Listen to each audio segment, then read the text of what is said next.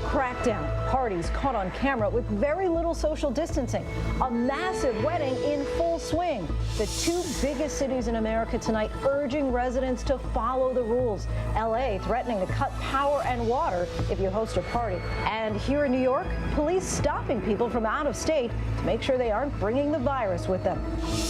And the president tonight floating the possibility of a vaccine by Election Day. Public health officials say it will be at the end of the year at the very earliest. This as the governor of yet another state tests positive for COVID. What happens this fall, it depends on what we do now. Our frank conversation with 5 former CDC directors. We asked each one why we're in this crisis. The single biggest factor relates to leadership. How we can move forward and their plea to us all. The more we are divided, the more the virus will conquer us. We showed you the smiling American bride running for her life in Beirut. Now with heavy hearts, the newlyweds back on that same street. I was shocked. I was wondering what happened. Am I going to die? How I'm going to die? Wondering why they were spared. So I know that I am dealing with some form of low-grade depression. Former First Lady Michelle Obama says out loud what many Americans are feeling inside in the midst of this challenging year for our country. 46 years on the run until now. How the FBI finally tracked down a fugitive they'd been hunting for decades. And turning stale beer from a problem into a solution. We go inside a Budweiser brewery, trying to make the best of all those kegs not being touched during the pandemic. Good evening, everyone. I'm Lindsay Davis. Thanks so much for streaming with us. It's being described as a unique failure that we, the richest country on the planet, are also having the hardest time containing coronavirus. Nearly 160,000 U.S. deaths and counting, 2,200 just in the last 24 hours alone. But unlike so many other American tragedies, this one is not bringing the country together. And many are now skeptical of guidance from both our leaders as well as scientists. Today, the president claimed we may get a vaccine by November 3rd, Election Day, saying it wouldn't hurt his chances. Public health officials are far more measured. In Michigan, teachers are protesting returning to the classroom as the president continues to downplay the dangers. And that's why we sought out several of this nation's leading scientists to get a reality check. We'll hear from those 5 former heads of the CDC later in the show. But first, Steve Osunsami leads us off with the president's trip to Ohio and the meeting he had to cancel because of COVID. As the president was landing in Ohio today, one of the first people he was hoping to meet, Governor Mike DeWine, was sharing that he had just tested positive for COVID-19. I just said I look forward to seeing the governor. They said, sir, he just tested positive. But he's a great guy. He's done a fantastic job. Anyone meeting with the president has to be tested, and that's how Governor DeWine learned his diagnosis. The Republican, who closed bars and restaurants long before many of his peers in other states, is highly popular at home and says he has no symptoms. When I got to the airport, found out shortly thereafter that I had tested positive. President Trump, who wore a mask as he toured an appliance factory, is hopeful that a vaccine could be ready by Election Day. I'm optimistic that it'll be probably around that date. I believe we'll have the vaccine before the end of the year, certainly, but around that date, yes, I think so. Will that help you in the election? It wouldn't hurt. It wouldn't hurt, but I'm not doing that. I'm doing it not for the election. I want it fast because I want to save a lot of lives. But many of his own scientists think it will be later. My projection, which is only a projection, is that somewhere towards the end of the year, the beginning of 2021, we will know whether we have a safe and effective vaccine. There's hope in some of the numbers. New cases in 11 states are decreasing, but the number of people dying is still alarming. More than 158,000 Americans, and more than 2,000 reported in the last 24 hours. Tonight, the White House task force is warning authorities in 9 cities and the Central Valley of California that they're at risk for a jump in cases. I give it 2 weeks and someone's going to die. Someone that didn't have to die. Many teachers across the country are scared and in the streets trying to talk their schools out of in-person instruction.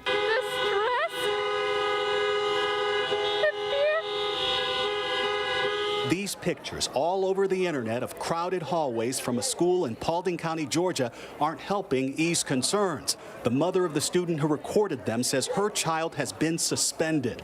A principal was heard on the school's PA, discouraging students from sharing these photos. There will be consequences for those students or anyone who sends out those pictures, so please be careful. The consequences of getting sick were incredibly painful for the Riches family in Florida. Their grandmother and her 2 sons died in 1 week and had to die alone. I just hope that when he passed away,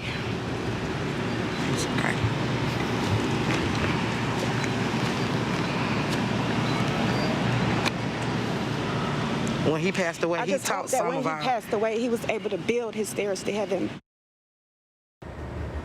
People desperately trying to hold on to their faith in all this. And for more now, we bring in Steve Osinsami. And Steve, there's a new model out predicting we'll now see 300,000 deaths in this country. That's right, Lindsay. That model is from the University of Washington, and it's one that the administration often refers to. It's predicting now 300,000 deaths. That's an adjustment of their numbers by December from COVID-19. But one thing they also point out is that if everyone in America walked out of their homes and wore a mask, they believe that it would save about 66,000 deaths. Lindsay? And Steve, also in your report, you mentioned that student who was suspended for posting an image of a crowded hallway. Are parents upset about that? You know, there are mixed feelings on that. Some parents are upset. Certainly, many people who've been following this on the internet are outraged. People who live in this city, Atlanta, for example, might be a little bit more upset than some people who live in, for example, Paulding County, where this happened. The school system right now is saying very little about the principal's suggestion, strong suggestion to students. The superintendent, up until this point, had said that that photo and photos like it didn't look good, but was defending the school, saying that they're taking every available protocol. This high school behind me that I'm standing in front of is in a different county.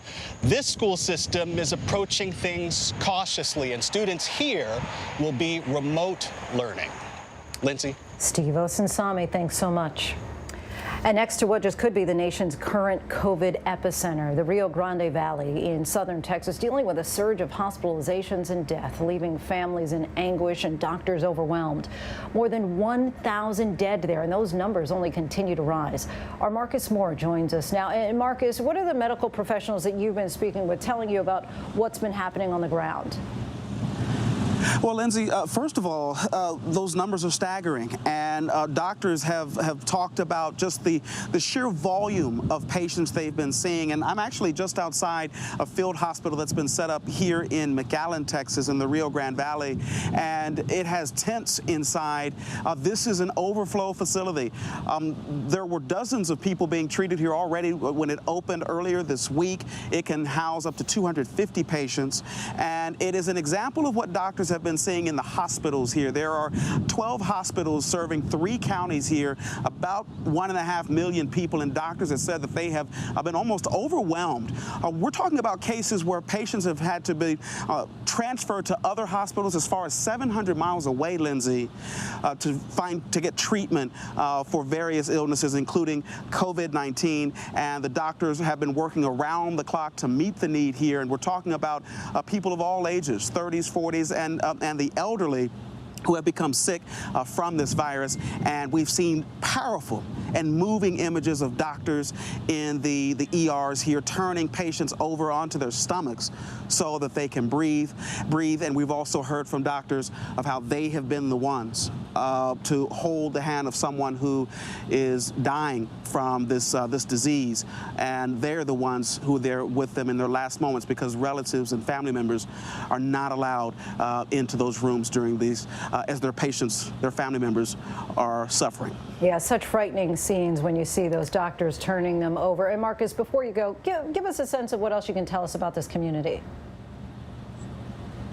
Well, you know, Lindsay, this is a very special and very unique part of the country and part of Texas. I mean, we're right along the U.S.-Mexico border, and that's significant because you've got a lot of families, the majority of them, who spend a lot of time historically bouncing back and forth between the two countries, Mexico and Texas. It's so easy.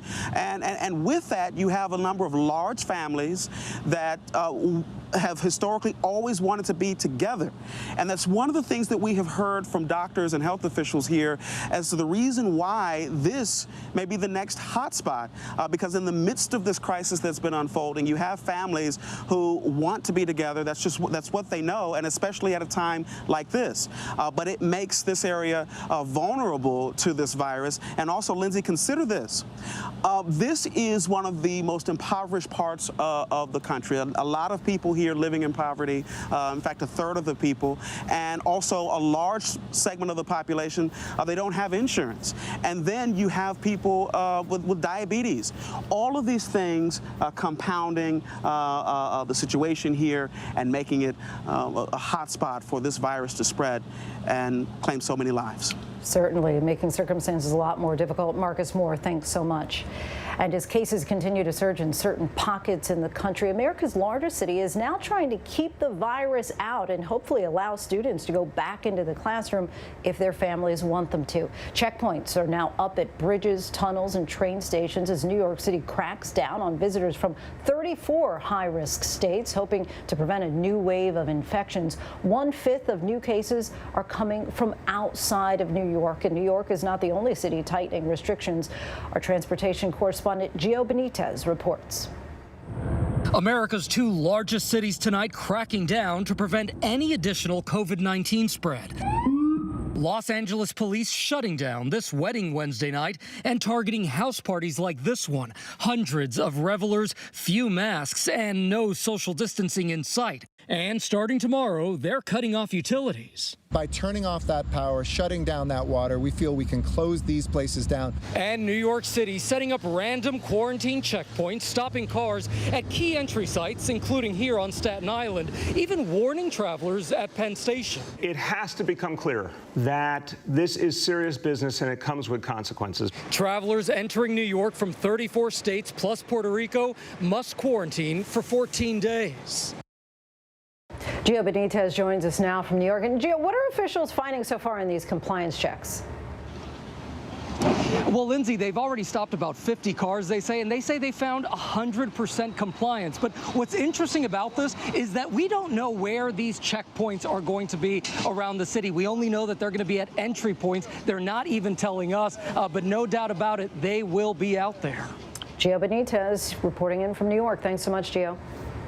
And despite 1.2 million Americans filing for unemployment last week, lawmakers still can't reach a deal on the next stimulus package. Senators leaving town for their August recess have been told to stay in close proximity in case there's an agreement and a vote. Those $600 a week expanded federal unemployment benefits have already expired. And this weekend, so will the popular Paycheck Protection Program that's helped millions of small businesses survive the pandemic. Tonight, House Speaker Nancy Pelosi and Senate Minority Leader Chuck Schumer meeting for the 9th time with Treasury Secretary Steve Mnuchin and White House Chief of Staff Mark Meadows, and the president suggesting that he could take executive action if there is no deal by tomorrow. And now to the 2020 election. President Trump launching a new attack tonight against Joe Biden after Biden's comments today comparing Black and Latino voters. Our Mary Bruce has the latest developments from Washington. It was a chance for Joe Biden to further his ties with the Black and Hispanic communities. But in a discussion over immigration, the former vice president seemed to suggest the Black community lacks diversity of thought. What you all know, but most people don't know, unlike the African-American community, with notable exceptions, the Latino community is an incredibly diverse community with incredibly different attitudes about different things. The president pounced. Joe Biden this morning totally disparaged and insulted the Black community. What he said is incredible, and I don't know what's going on with him. Biden's campaign insists he was not suggesting the Black community is a monolith, but rather was referring to diversity of attitudes among Latinos when it comes to immigration. Late today, Biden tried to clarify. We can build a new administration that reflects the full diversity of our nation and the full diversity of Latino communities. Now, when I mean full diversity, unlike the African American community and many other communities, you're from everywhere, from Europe, from the tip of South America, all the way to our border in Mexico and in the Caribbean. The president has a long history of racially charged and divisive remarks. Trump recently tweeting a video of a man shouting the racist phrase white power and calling Black Lives Matter a, quote, symbol of hate. Yeah, both men now being called to task for comments they've made about race. Mary Bruce joins us now from Washington. The president today also unleashing a line of attack on Biden, going after his religion. Lindsay, the president said that Joe Biden, a devout Catholic, is, quote, against God and even religion itself. The Biden campaign was quick to respond to that, calling it hypocritical. They say, quote, Biden's faith is at the core of who he is. He's lived it with dignity his entire life. Lindsay. Mary Bruce from our nation's capital. Thanks so much, Mary. Rapper Kanye West is quietly getting on the ballot in some key swing states, but tonight there are questions over who's helping him expand the map and what implications it might have on the election. Joining us now is political director Rick Klein. Rick, Kanye got on the ballot in Colorado just last night. He's filed in recent days in 9 states, but it's also important to point out that the rapper has actually missed too many ballot deadlines to actually have a realistic chance to win the election. So why is he continuing to file, and who's helping him to do so? So people around him say he's serious about this and that he actually is running for president, even though he has no mathematical chance to functionally win enough electoral votes. A lot of people around him also say maybe it's about 2024. But here's where it gets interesting, Lindsay, is that we've been tracking through these filings, and we found at least a half a dozen examples of Republican operatives who are associated with the effort, either through legal filings or signing of petitions, signing up to say that they would be electors for Kanye West. These are some fairly prominent Republican names. Some of them are, one of them even is a delegate to the national convention that Trump is going to be nominated at in a couple of weeks. So it does raise questions about the motivations, if not of Kanye and his circle, certainly some people around this effort that are trying to boost it. Is this possibly an effort by the GOP to siphon black voters away from Joe Biden? And also, Kanye is a known Trump supporter, so isn't it possible that this could actually hurt Trump more than Biden? Oh, this could definitely be a dirty trick that some Republicans are trying to play on the campaign, but it could be one that backfires. I think you're right. No one really knows what a Kanye West political supporter looks like. It's easy to say, well, he's got an African-American fan base. He's an African-American entertainer, so black voters may find an option there. But you know what? A lot of people who might be disaffected with politics altogether, black, white, or anything else, they might say, hey, Kanye West, that's a kind of a protest vote, or I like his music and I want to send that statement, or I don't like either of these other candidates. You could see people parking their vote there that might have otherwise voted for Biden, might have otherwise voted for Trump. Now, the 2016 election was, of course, decided by a razor-thin margin in Michigan, Wisconsin, and Pennsylvania. Kanye has filed to be on the ballot in Wisconsin, and it wouldn't take too many voters to actually have an impact. Is that possibly what's going on here? That's just it. You don't actually have to win the state to be a spoiler, to have a huge impact. Look at Ross Perot, obviously was a huge factor in his 2 campaigns. And it only takes a couple 10,000 votes, really, to potentially swing the vote in one of these battleground states. So that's what has a lot of people wondering what this is really about. And without even questioning Kanye West's motivations here, the people that seem to be gravitating toward the efforts to help him get on the ballot, they might have their motivations questioned big time. Rick Klein, thanks so much for your insight. We appreciate it. Thanks, Lindsay. And tonight, 2 million East Coast residents are still without power after what was Hurricane Isaias ripped through their neighborhoods. Utility crews racing to help, but for some, it will be still days more before power returns. ABC's Adrienne Bankert has the latest. 3 full days after Isaias made landfall in the Carolinas and tore a path up the I-95 corridor, families continue to struggle. In Calvert County, Maryland, families cut off after their road washed away, using a basket to send medical supplies to someone who's diabetic.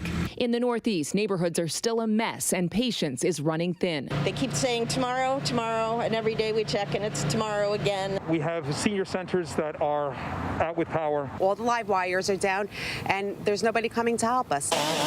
New York's National Guard helping direct traffic. Crews from as far away as Canada and Florida now joining the war to restore power. Many wondering how the biggest blackout since Hurricane Sandy could happen with a tropical storm like Isaias. The trees have been the same. The wires have been the same. They should have prepared for this. And residents here in Englewood, New Jersey are being told that they might not have their power restored until early next week.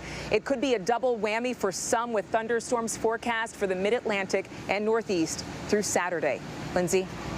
Our thanks to you, Adrian. And when we come back, shouts of revolution as citizens of Beirut make their anger heard after that horrific blast. This as we hear from that bride who was taking wedding photos when the explosions hit. She's from Detroit. 46 years on the run, how authorities finally tracked this man down. And our in-depth conversation with 5 former leaders of the CDC. How do we move forward as a nation and beat the virus? They tell us what has to happen.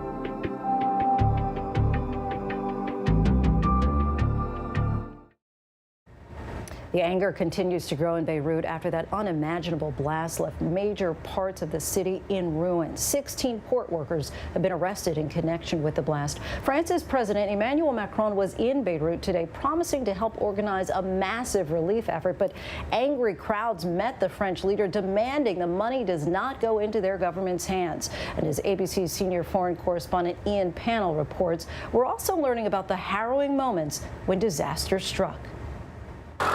Tonight, as the search goes on for the missing and the dead, incredible stories of survival and sacrifice in Beirut. This video taken of a woman in labor, the explosion tearing through the hospital, just blocks away from the blast site, delivering the boy in the dark amid the broken glass and debris. And this is baby George.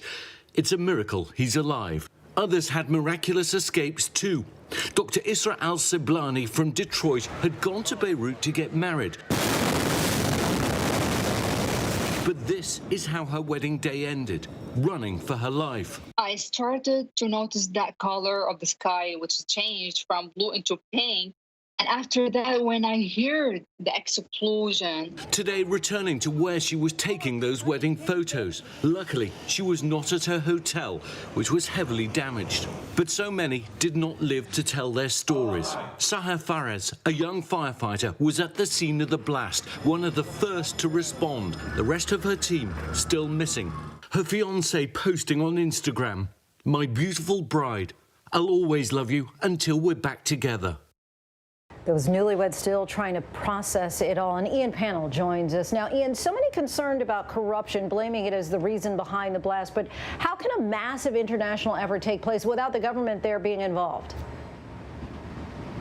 Yeah, look, it's a very good question, and it's not just the government as a single entity. Of course, the government is made up of some very acute, very heavily involved political interests who often vie with each other, not just for power, but for resources. The port area, the airport, is controlled by different groups like Hezbollah. So are they going to allow that aid to come in without wanting some sense of control, without being seen, wanting to be seen as the group that is responsible for distributing the aid? Now, President Macron has said that he wants the government to reform, but people have been out onto the streets. People have been protesting for months and months. The economic and financial system there has collapsed while people have been asking for that kind of reform. So it's a very good question how you do it. I'm not entirely sure. Of course, NGOs can bring in equipment and distribute it, but it still needs to be organised. President Macron talking about organising an international donors conference. If you can do that, if you can set up some kind of system for monitoring and handling the aid, then perhaps it can be done. But the government isn't going to let go, potentially, not just of those resources, but the kudos of handing out aid easily. And what more can you tell us about the people who are in custody because of this disaster? Yeah, we know that there are 16 officials who work at the port who are in custody. In fact, there are a number of people placed under house arrest ordered by the president almost immediately after the bomb blast had taken place.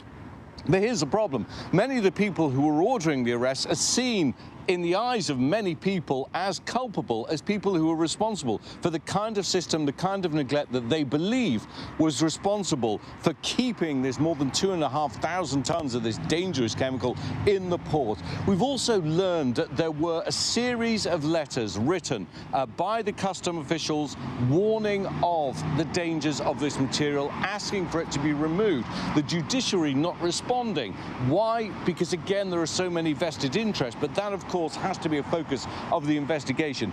We've seen a lot of anger on the streets today. When President Macron went out onto the streets, he was mobbed by people demanding that the aid, not only that the aid doesn't go through the hands of the government, but also calling for revolution. They are not going to be happy just with a group of local officials being detained over this. The problem goes much higher, and the answers have to too. Ian Pannell, thanks so much. And we still have lots to get to here on Prime. The terrifying scenes after a swirl over water turns into a tornado ripping into a beach. The 18-month investigation and the lawsuit targeting the NRA. Did executives for the powerful gun rights group misuse millions of dollars on lavish personal expenses? And it's been 20 painful weeks for millions of Americans. We'll dig into the steep economic downturn triggered by the COVID slowdown by the numbers. But first, our tweet of the day. Washington's football team trying to move forward.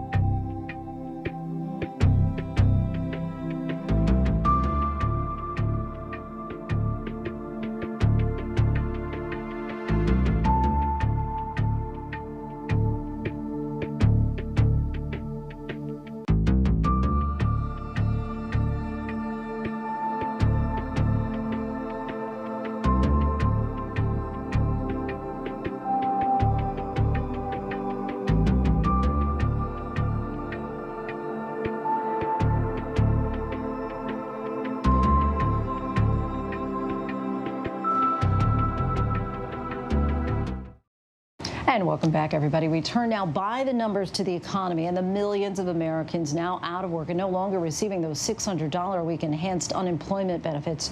1.2 million Americans applied for initial unemployment benefits in just 1 week. That's according to Labor Department data released today. That's slightly better than what economists expected, but it's still the 20th straight week of historically high unemployment claims and weekly numbers that top 1 million. 695,000, that was pre-pandemic record for new unemployment claims in a week, and that was back in 1982. There are no similar records from the Great Depression because the unemployment insurance program didn't exist back then. There is a bit of good news. Today's jobless number, which tracks people who just got laid off, was the lowest that we've seen in 20 weeks. And at the end of March, weekly initial unemployment claims had reached a staggering 6.9 million, which was 10 times the record set back in the 1980s. The U.S. unemployment rate was 11% as of June, and tomorrow, when another jobs report comes out, that number will be updated. Still ahead here on Prime, our in-depth conversation with 5 former heads of the CDC, what they believe is the single biggest factor that led to this crisis. The former First Lady getting deeply personal, why she says she's been dealing with low-grade depression, and the environmentally conscious decision made by one major beer maker with so many people drinking less because of restrictions at restaurants. Ginger Z brings us her latest installment of It's Not Too Late. But first, here are some of the trending stories on abcnews.com.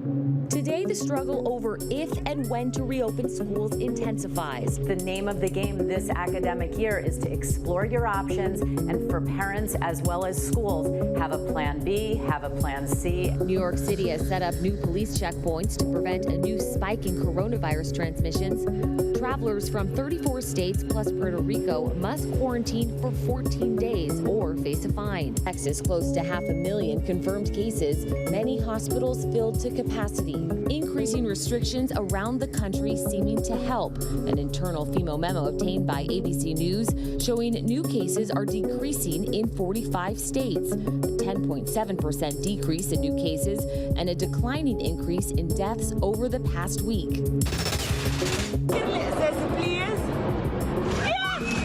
Beirut, the search for survivors continues following Tuesday's blast that killed at least 135 people and injured thousands. When I woke up and I saw the damage that happened to Beirut, the one thing I said was, alhamdulillah, we're still alive. Authorities believe the explosion happened after tons of highly explosive chemicals stored in a port detonated. The exact cause remains under investigation. Residents telling French President Emmanuel Macron that they blame the Lebanese government for the blast, saying officials were warned about the stockpile of explosive chemicals at the port.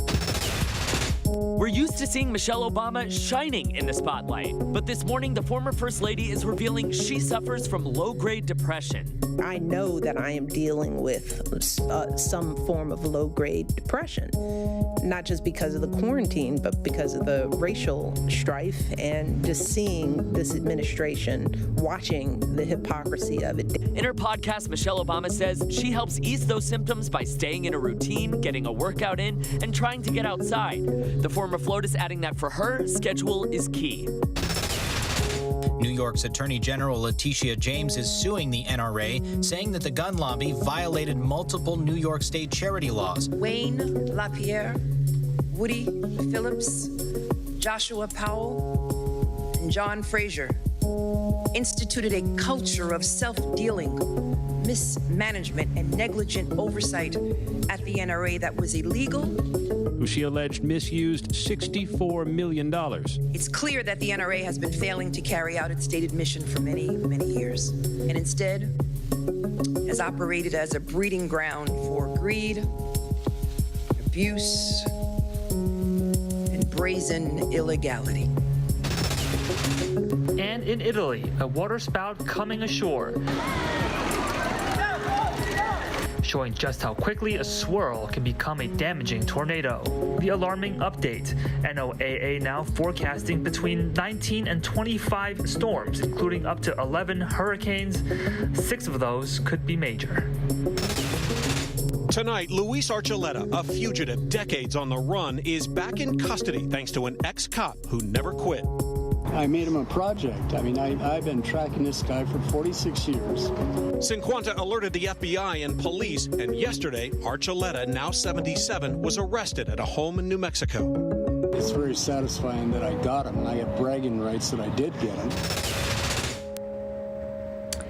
It has now been more than 6 months since the pandemic hit American shores, with the first cases of COVID-19 reported in the U.S. So we wanted to take a step back and examine how we got here through a rare joint conversation with some of the top health professionals in the country, 5 people who have run the CDC in the past 3 decades under both Republican and Democratic administrations. The Centers for Disease Control and Prevention, based in Atlanta, is the nation's preeminent health protection agency. Its mission statement: to work 24/7 to protect America from health, safety, and security threats, both foreign and in the U.S. With an expansive team of scientists and medical experts, the CDC has helped the nation prepare for and weather public health crises for decades. But the novel coronavirus pandemic has presented a challenge unlike any the U.S. has recently faced. And critics say the CDC has failed to meet the moment, with its guidelines and recommendations often sidelined by the Trump administration's push to reopen the country as the pandemic grew. So what has the CDC gotten right? What could have been done better? And has politics taken over science in the public health response? 4 former heads of the CDC argued just that point in a recent op-ed in the Washington Post. Post headlined, "We ran the CDC. No president ever politicized its science the way Trump has." They wrote, public health experts face two opponents, COVID-19, but also political leaders and others attempting to undermine the Centers for Disease Control and Prevention. Repeated efforts to subvert sound political health guidelines introduce chaos and uncertainty while unnecessarily putting lives at risk. So tonight we are joined by 5 former heads of the CDC. Dr. David Satcher, CDC Director and Surgeon General in the Clinton administration as the country faced the HIV/AIDS epidemic. He's the author of the new book, My Quest for Health Equity. Dr. Jeffrey Copeland, who served as CDC Director in both the Clinton and George W. Bush administrations, including the 2001 anthrax scare, and is now VP for Global Health at Emory University. Dr. Julie Gerberding also served as CDC Director in the Bush administration, responding to the bird flu threat and increased efforts to combat HIV globally. She's now an executive VP and chief patient officer at Merck, part of the Warp Speed program to produce a COVID-19 vaccine. Dr. Richard Besser served as acting CDC director in 2009 during the H1N1 swine flu pandemic, worked here at ABC News as chief health and medical editor, and now serves as president and CEO of the Robert Wood Johnson Foundation. And Dr. Tom Frieden served as CDC director throughout the Obama administration, including the fight against the Ebola and Zika outbreaks. He's now CEO of Resolve to Save Lives. Thank you all so much for joining us tonight. We look forward to your insights, and our goal is to essentially examine what went wrong, where things stand, and what comes next. So just for starters, just want to get everybody to weigh in on how we got to this moment. As you know, the U.S. now has the highest number of COVID-19 deaths in the world. In your opinion, what's the single biggest factor that led to this? And Dr. Satcher, we'll start with you. I think the single biggest factor relates to leadership, because when we have trouble prioritizing the science and taking advantage of probably the best trained scientists in the world in terms of public health, epidemiology, etc., somebody has to prioritize the input of various people. Well, I'd agree with David, certainly. We need to apply what we know. We need to feed truth back to the American public and to use those truths with our scientific evidence to control this disease. I think that the clash of messages, when you don't see the political leadership supporting public health and letting people know that everything will be guided by the best public health science, you lose trust. Trust and confidence. You know, we need to hear the science and the scientific experts, and we need to have the confidence that we're being led based on what is best for the public's health and not what's best for politics. Absolutely. It's all about leadership, an organized response that outlines priorities, as Dr. Satcher said, that communicates effectively, as Drs. Gerberding and Besser said, that follows the science, as Dr. Copeland said, and that gives us the data. So we're all on the same page. And now I'd like to do a lightning round here again with essentially just a one word or phrase as far as what you're most worried about in this moment now that we are here. And Dr. Frieden, I'll give that back to you. I worry about getting too used to the horrible results we're getting.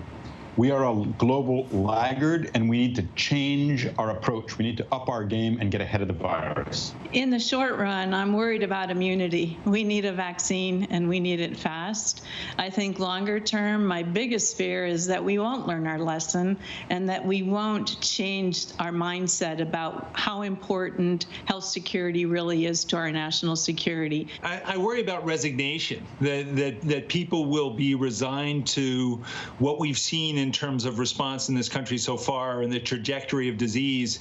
What happens this fall, it depends on what we do now. To remove partisan politics from having an effective response, this grouping of folks who believe in our mitigation efforts versus those that don't, dividing along political lines makes no sense scientifically. The virus could care less. Well, my worry is that as we come into this season, when we seem to be pretty close to having a vaccine, that we're going to miss some opportunities because of our failure to appropriately communicate, and in a way that gets back to leadership. Dr. Besser, I want to quote the current head of the CDC at a press briefing at the White House on January 31st. He said, "This is a serious health situation in China, but I want to emphasize that the risks to the American public is low." And throughout January and February, the American people were given a sense by both the CDC and the Trump administration that this was under control. Where was the disconnect? Well, you know, early in a public health crisis, what you don't know far outstrips what you do know. Information very quickly started to come in that this would be a threat. And as soon as CDC stated that, CDC was sidelined and was no longer allowed to do the briefings. But if there'd been that ongoing dialogue and conversation with our public health leaders, it would be part of that journey. Dr. Frieden, you look like you want to get in there. If you go back to the record, on January 26th, Nancy Messonnier said, "We have to behave as if this is a pandemic." So it was already clear to the experts at CDC. On February 25th, she said, "Disruption to everyday life may be severe." Absolutely correct. Dr. Gerberding, you recently wrote a report that was titled "Ending the Cycle of Crisis and Complacency in U.S. Global Health Security." And I just want to read a portion for a moment. When health crises strike and the American people grow alarmed, the U.S. government springs into action. But all too often, when the crisis fades and fear subsides, urgency morphs into complacency, investments dry up, attention shifts, and a false sense of security takes hold. Talk about that challenge of keeping the government in prep mode instead of being so reactionary. We've all gone through the cycle of the crisis, the reactive investment, the incredible focus and attention for a short period of time, and then the absence of the sustained budget and support for really strengthening our public health system at the state and local level. That cycle has gone on for a long time, and I really do hope that finally it's gotten so bad that we will reinvent how we think about our health security in the context of our national security. And Dr. Frieden, you were, of course, the CDC director during the Obama administration when a pandemic response office within the National Security Council was created to prepare for the next potential disease outbreak. The Trump administration disbanded that office. Do you think that we would still be in the same place today if that office were to still be operational? Well, there's no question that drawing back not just from the National Security Council, but from the World Health Organization, from our engagement with countries all around the world, including China, did leave us open to a microbial sneak attack. We can't stick our head in the sand. We can't take our marbles and go home and leave the World Health Organization, shut things, and think it's not going to come back to haunt us. And that's what we're seeing right now. Dr. Frieden, you were part of that joint op-ed that we mentioned earlier. How unprecedented is it to have the President of the United States regularly pushing back on the science and his own medical experts? And also, how dangerous is it? I can't think of any precedent for this. It's one thing if the president were to decide, for example, no, we're not going to recommend masks. It would be wrong, but he could make that decision. But it's quite another thing at the same press conference where the CDC says everyone should wear a mask for the president to say, I'm not going to wear one. That is chaotic leadership, and that's led to far too much partisanship, confusion, and a lot of spread of the virus. There is no enemy here other than the virus. We're all in it together. If you think about where we are right now and the conversations going on about reopening schools, if you have politicians saying that CDC guidance is a barrier to getting children back into school instead of the roadmap for doing it safely, the whole system breaks down. And you know, we've been talking about leadership. I just want to go through a few comments that the president has said. I think it's under control. They are dying. That's true. And it is what it is. Well, I think we're doing very well. We got hit by a virus, and we've done a great job on that, but we don't get the credit. Does anyone here on this panel agree with those statements made by the President of the United States? It's not that we don't agree with it. It's every one of those falsehoods drives away our opportunity to improve our mitigation efforts. That counters and it causes confusion in everyone's mind. What's the right thing? And so a absolute in pandemics or in epidemics or in any public health activity is to ensure that the truth is being described to people, even if it's something that needs sugarcoating, or even it's something that seems bad news and people will be upset. The truth is what really counts. And once you lose that edge, then you're behind not just the virus, you're behind public opinion and people's behavior. The only thing I would agree with there is that it is unbelievable. It's unbelievable that 6 months into the pandemic, it's not clear who's in charge federally. There's no plan. There's no common data that we're looking at to see what's happening with the virus and what's happening with our response. The idea that we're doing all that we can when we are the wealthiest nation on the planet and we see countries all around the globe that have been able to take measures to get this under control in ways that we haven't even come close to. The idea that we should be complacent and satisfied with this current response and that this is the way forward until there is a vaccine or until there's been enough disease transmission that it starts to fade away. That is absolutely unacceptable. Dr. Gerberding, if you were once again the head of the CDC and you were having a one-on-one conversation with President Trump in this moment, what would be the one thing that you feel needs to be done differently immediately? It's communication, and what I would love to be able to do is to rewind the tape, because we do know some things for sure about this virus. We know it's incredibly transmissible, and we know that most people are still susceptible. We also know the 3 C's. It's crowding, it's confinement, and it's contact. If we avoid those 3 things, we have a really good chance of saving lives and slowing down the spread. As many of us have now said, it isn't rocket science. Dr. Frieding, has the CDC effectively been muzzled to some extent, and has the CDC done enough to inform the country of the most pertinent information that we need to know? Americans are voting with their clicks. There have been 1.6 billion clicks on the CDC website, and there's still a tremendous amount of accurate, timely, useful information recommendations there. The more we learn, the more we know, the better we can control it. Dr. Satcher, your new book that's coming out in September addresses the decades-long racial inequities in healthcare, and the virus has exposed those even more. What needs to be done at this point to prioritize going forward so that minority communities don't have to face more dire outcomes? That is a long-distance run.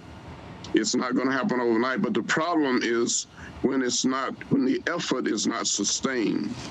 And I think that's a big problem that we face in this country. When the leadership is not consistent, the effort is not sustained, and we find ourselves still behind the 8 ball in terms of disparities in health. No one in America should have to choose between putting food on the table and paying rent or doing things to protect themselves, their family, and their community. And for too many people in America, and a high proportion of Black and brown and Native Americans. So in the short run, we need to make sure that those protections are there, that people have income in their pockets, that we're providing protections for essential workers so that essential workers are not expendable workers. And then longer term, everyone in America should have the right to affordable, comprehensive health insurance and to sick leave and family medical leave and unemployment insurance. You know, these are things that are not universally available, and they disproportionately impact people of color. Dr. Gerberding, I want to look ahead to the prospects of a vaccine. Dr. Fauci and others have said that they believe that we can safely produce a vaccine by the end of the year, early 2021. Can this be done that quickly? We all pray for a safe vaccine as quickly as possible that will truly help us end this pandemic. And I hope that we can go as fast as some people seem to think we can, but we can't take any safety shortcuts. This is one of those places where trust in the leadership and the communication about what's actually going on is especially important. We all want the vaccine as soon as possible. But our experience with other vaccines it sometimes takes longer than we would have thought. Folks who are sitting watching this and saying, I'm not going to worry about it too much. When we get the vaccine in a couple of months, it's going to take care of it. And so I don't have to wear a mask. I don't have to distance myself from others. I don't have to not go to a bar or a restaurant like I used to. That's a real problem. Kind of a jump ball here. Just want to get everybody to weigh in on the idea of if you are confident that we are going to be able to recover from this, and also what's your best piece of advice lesson, I guess, for Americans going forward? Dr. Satcher, we'll start with you. I think this pandemic is not something that's going to end abruptly. I agree that it's going to be with us. The problem is going to be with us for a while in terms of COVID-19. And we're going to have to really work together to get a vaccine. And then we have to deal with the fact that there's so many people who don't trust vaccines. Somebody needs to call attention to what we have to do together. And that's a level of leadership that for which there's no substitute. It's at the level of the president. Dr. Copeland, can we recover? Oh, we will recover. You look at 1918, the disaster that struck then, and with less adequate science and a less robust nation triumphed and moved ahead and continued to improve everyone's lot. So I think there's every reason for us to be hopeful. If we could all just be pulling in the same direction, we would make considerable progress quickly. I think the question that we have to ask is, what will that recovery look like? And who is going to bear the brunt of this going forward? If you look at who's been bearing the brunt of this pandemic disproportionately so far, it is communities of color. And as we go forward and we think about recovery from a health standpoint, recovery from an economic standpoint, different individuals, different communities are going to need different resources. And it's going to say a lot about us as a nation, whether we step up to this challenge and remove many of the structural barriers to health that people in this country face. We'll recover, but the question is at what price and how long will it take? While we're maintaining our physical distance, we need to come together as communities, as health leaders, as nations around the world to really say we've got to work collaboratively in a committed manner to always stick together on the things that we know will help slow down the spread of this virus. That's a tall order in this very divided world, but it's about the pandemic. It's not about politics, and we really need to make that message number one.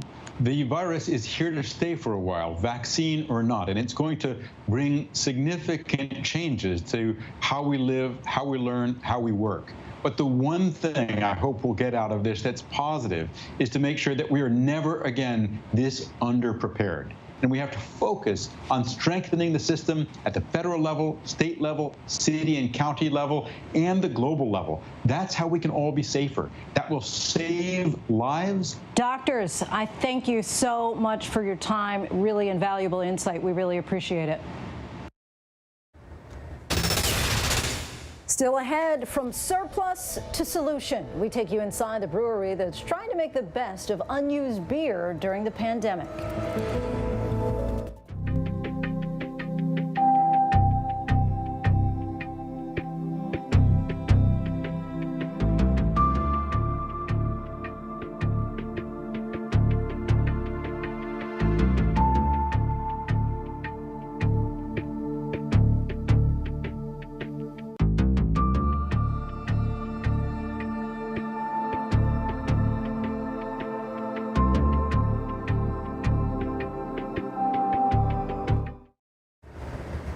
Empty baseball stadiums, shuttered bars, and quiet concert halls. The pandemic has taken its toll on the places that we would usually go to congregate for a good time. And as a result, thousands and thousands of kegs of beer have gone stale. But as Ginger Z now explains in this week's It's Not Too Late, Anheuser-Busch is turning that stale beer into fuel.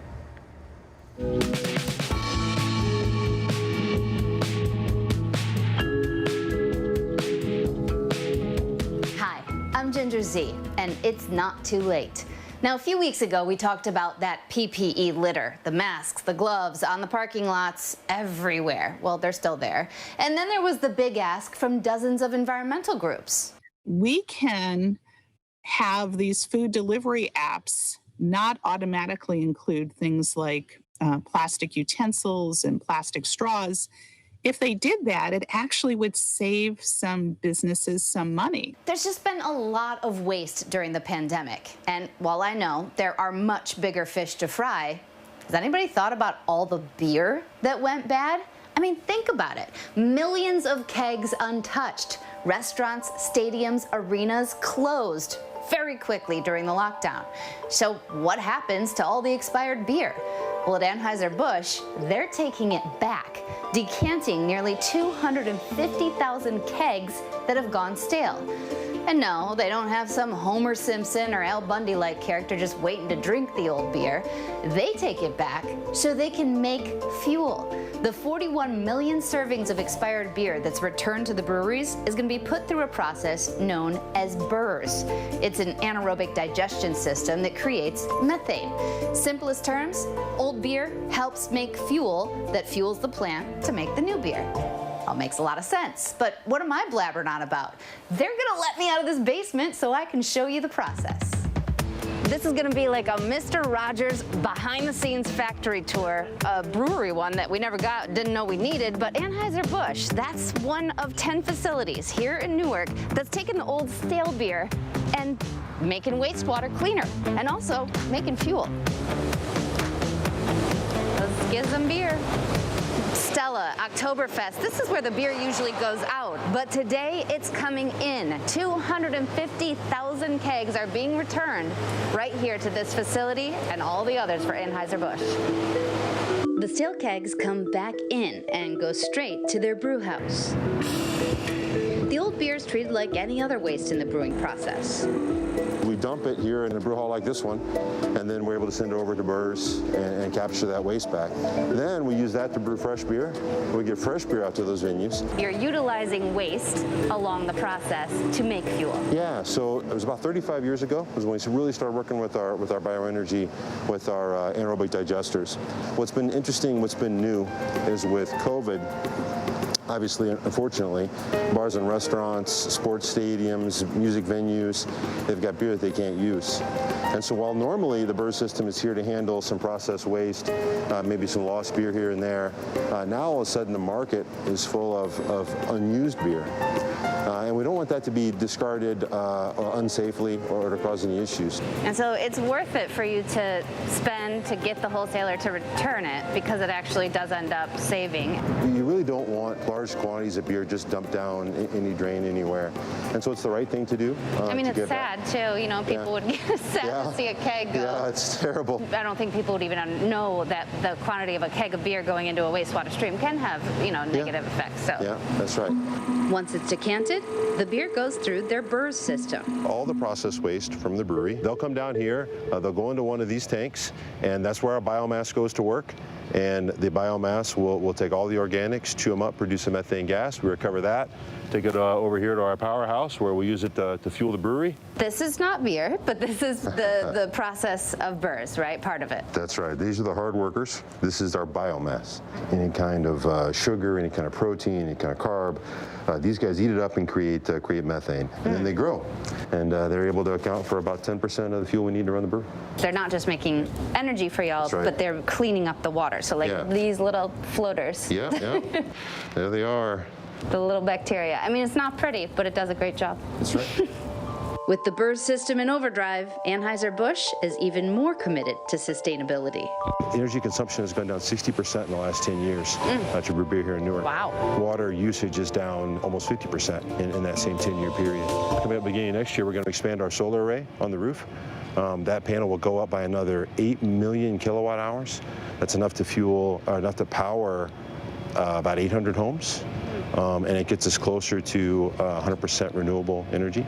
And that was the goal by 2025, I saw in the safety video. Yeah, except I think we're going to make it next year. Talk about unprecedented times and truly having to deal with the sheer volume of kegs returning. The BERS system is just one part of our whole sustainability effort. And as you can see with the 4 sustainability goals, it's really touching every aspect of our business.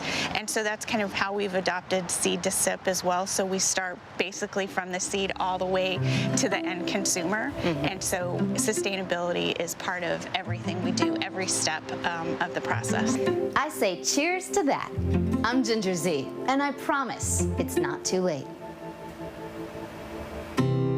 Cheers, indeed, a new way to recycle. Our thanks to Ginger. Before we go tonight, our image of the day, a somber anniversary. Survivors and relatives took part in a minute of silence, marking the moment America dropped the first atomic bomb on Hiroshima 75 years ago today. 140,000 people died. America dropped a second bomb on Nagasaki 3 days later. Japan surrendered, ending World War II, but the horror of that war not forgotten. And that is our show for this hour. Be sure to stay tuned to ABC News Live for more context and analysis of the day's top stories. I'm Lindsay Davis. Thanks so much for streaming with us, and have a good night.